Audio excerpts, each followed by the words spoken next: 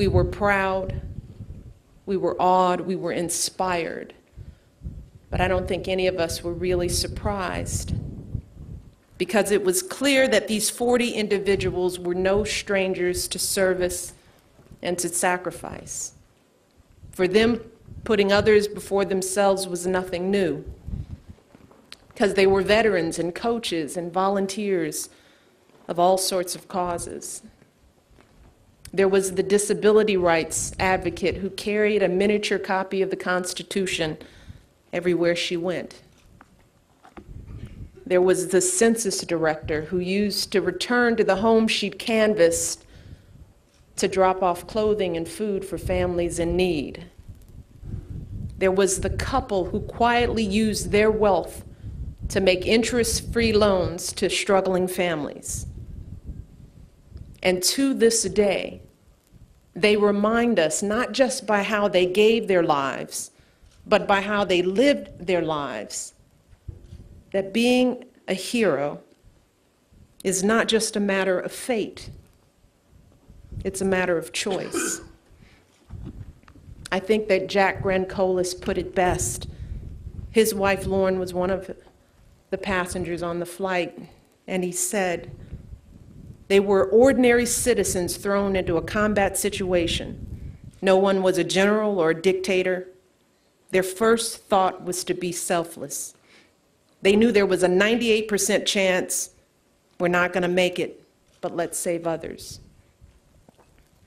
The men and women on that plane had never met the people whose lives they would save, yet they willingly made the sacrifice. And before September 11th, the people of this community didn't know any of the families here today, yet they embraced them as their own, inviting them into their homes, guarding this sacred spot day after day, lovingly cataloging every item, memento, every photograph, every letter left at the temporary memorial. And over the past 9 years, more than 1 million people have come here to pay their respects, to express their gratitude, and to try in their own small way to ease the burden of these families' grief by honoring the people they loved. And all of this reminds us that while this memorial begins here in Shanksville, it doesn't end at the edges of this field. It extends to all those they saved, whose lives today are possible because they gave theirs. It extends to all those they inspired, who thought to themselves, if they can do something that extraordinary with their lives, then maybe, just maybe, it's time I made something more of mine. Maybe it's time I wore my country's uniform. Maybe it's time I gave more to my community. Maybe it's time for me to be a better friend, a better neighbor, a better American. And most of all, this memorial extends to all their families whose lives were shaped by their love. And I'm thinking especially today of the children, toddlers who have grown into young men and women, teenagers who've become adults who will one day bring their own children to this place and tell them about the proud legacy they inherit. Sonali Bevan was just 5 years old when she lost her father. And even in the midst of the shock and the heartbreak of first hearing the news, she said to her mother, "I am so sad, but I am not the saddest girl in the whole world, because children lost their mommy and daddy." Muriel Borza, who's here with us today, was just 10 when she lost her sister, Diora. And in a speech on the 1-year anniversary, she called for a worldwide moment of peace. And she asked people, and this is her quote, to make a pledge to do a good deed that will help mankind in some small way, even if it's a hug, a kiss, a smile, a wave, a prayer, or just silent thought of those they love. And I know that all the young people here have done their very best to be strong for their families and to hold the memories of their loved ones close and to live their lives in a way that would make them proud. And I know it hasn't been easy. While grief has its own course for each of us, and no one can presume to know what your families have felt, I can imagine that there are days when the pain is still raw, when the time and distance of those 9 years falls away and that loss is still fresh. But I can also imagine that as time has passed, there have been more good days, more moments when you're able to find joy and comfort and happy memories. And I can imagine that on those better days, maybe sometimes you worry about whether, in moving on, you may in some way be leaving your loved ones behind. But I can't help but think that it's actually just the opposite. That in having the courage to move forward, you honor their courage. That in choosing to live your own lives as fully as you can, you're celebrating theirs. That in coming together and pushing ahead to build this permanent memorial, you're ensuring that their memory will always be a part not just of your own lives, but of the life of this nation.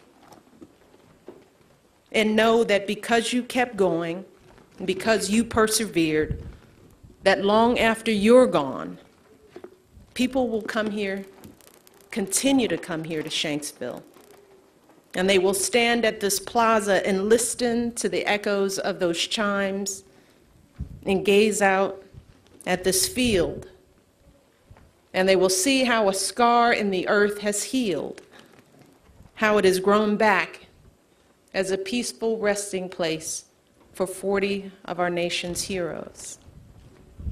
They will understand that because of all of you, a site of devastation and destruction was transformed into a place of reverence and remembrance. And it is truly my prayer today that in the years ahead, all who come here and all of you may be filled with the hope that is written in the book of Psalms.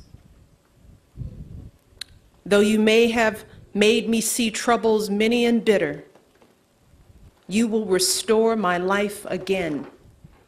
From the depths of the earth, you will again bring me up.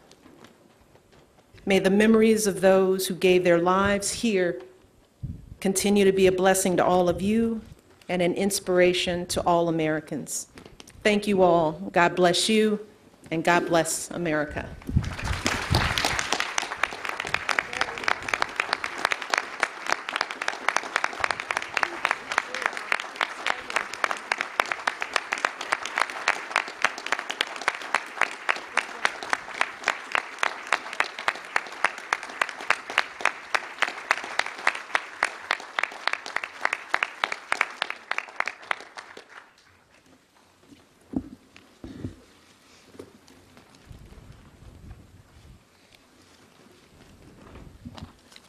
Thank you, Mrs. Obama. Those were such inspirational and beautiful words. I think they're words not only for the families, but for all of us to live by and to remember. And thank you for reminding us of what's important. Thank you. We are coming to the close of this year's commemoration. And so I would ask everybody, if you are able, to please stand for the retiring of the colors, and this will be followed by Reverend Robert Way giving us our closing prayer and benediction.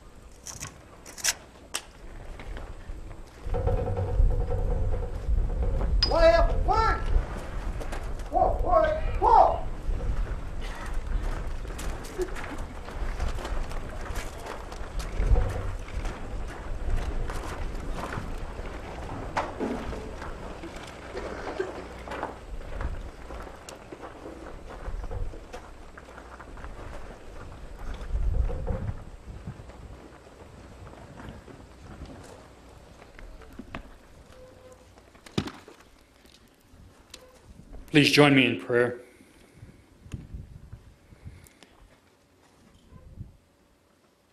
Almighty and gracious God, the words that we heard today should once again ring in our ears as they have in the past, that we may be moved in service to one another.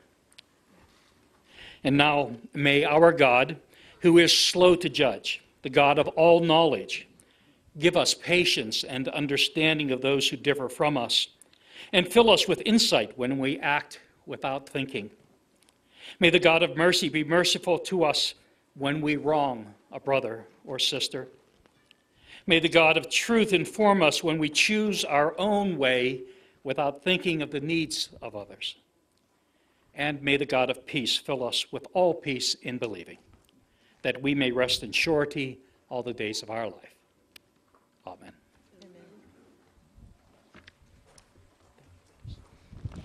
Please be seated.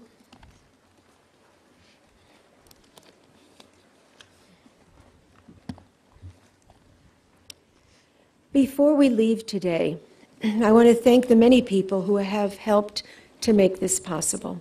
Most of all, to First Lady Michelle Obama and to Mrs. Laura Bush.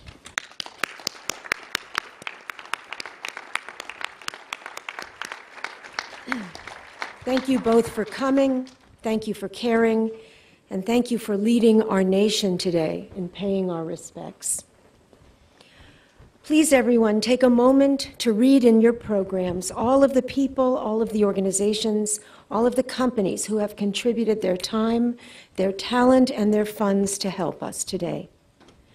On behalf of the National Park Service and the Flight 93 partners, we are so grateful for all of you who come here today, who come here throughout the year, who come every single day to the temporary memorial, the thousands and thousands of visitors from across the country. You who support us and visit us on our website, you who follow us on Facebook, all of you sustain us. You help us to keep our passion and our commitment to this project and this memorial ignited and on fire. We are all so proud and humbled to be a part of this with you, and we are blessed and privileged to be a part of this great nation and to be a part of the legacy of this nation through this national park.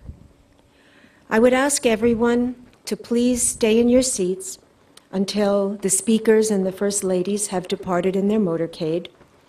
And just a few words of instruction. Following the departure of our speakers today and our special guests, all of our guests are encouraged to write a personal message on the back of your ribbons that you received when you came in. You're invited to tie these ribbons to the fence that's behind you in that direction. And these ribbons will be left up for a time period, then placed in our permanent archives and collections with your thoughts and your caring memories. We want to thank especially the friends of the Flight 93